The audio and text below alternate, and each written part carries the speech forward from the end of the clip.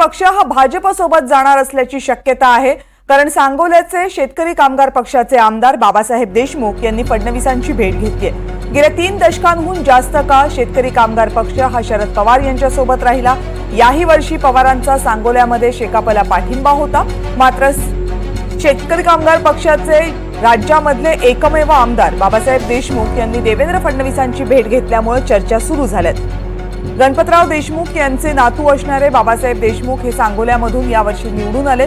शहाजीबापू पाटील या शिवसेनेच्या नेत्याचा त्यांनी पराभव केला आणि निवडून आल्यानंतर लगेचच बाबासाहेब देशमुख यांनी देवेंद्र फडणवीसांची भेट घेतली। त्यामुळे बाबासाहेब देशमुख हे भाजपला पाठिंबा देणार का या संदर्भातल्या चर्चा सुरू राहिल्यात। गेली अनेक वर्ष शेतकरी कामगार पक्ष हा शरद पवार यांच्या सोबत राहिलेला आहे। त्यामुळे याही वेळेस ते शरद पवार यांच्या सोबत राहतील अशी अटकळ बांधली जात होती। मात्र सध्याची परिस्थिती काहीशी वेगळी दिसते।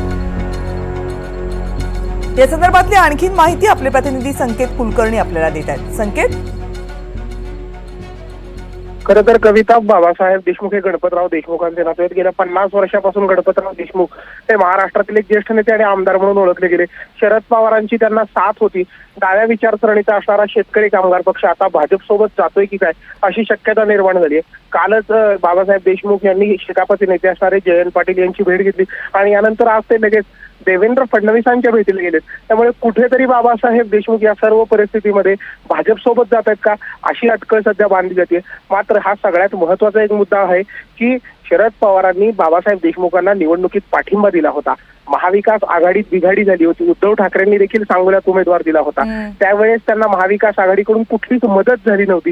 त्यामुळे या सर्व गोष्टींची सल मनात ठेवून वेगळा विचार करण्याच्या तयारीत बाबासाहेब देशमुख आहेत का अशी देखील शक्यता आहे। का केवळ ही सदिच्छा भेट होती अशा अनेक तर्कवितर्क लढवले जातात। कविता, लोकसभेत सुद्धा शेतकरी कामगार पक्षाच्या वतीनं निवडणूक लढवण्याची देशमुख कुटुंबियांची इच्छा होती। मात्र त्यावेळेसही त्यांना तिकीट मिळू शकलं नव्हतं। विधानसभेमध्ये महाविकास आघाडीच्या नाही तर शेतकरी कामगार पक्षाच्या तिकिटावरती निवडणूक लढले होते आणि उद्धव ठाकरे यांचा पक्ष त्यांच्या विरोधामध्ये होता। तिरंगी लढत झाली होती। मात्र तरीही बाबासाहेब देशमुख यांचा विजय झाला। त्यामुळे देवेंद्र फडणवीसांची त्यांनी घेतलेली भेट, त्यांच्या खांद्यावर पांघरली गेलेली शाल हे बाबासाहेब देशमुख हे भाजपसोबत जाण्याचे संकेत देत आहेत की ही फक्त सदिच्छा भेट होती हे मात्र अजूनही स्पष्ट होऊ शकलेलं नाही। संकेत, धन्यवाद तुम्ही दिलेल्या सगळ्या सविस्तर माहितीबद्दल।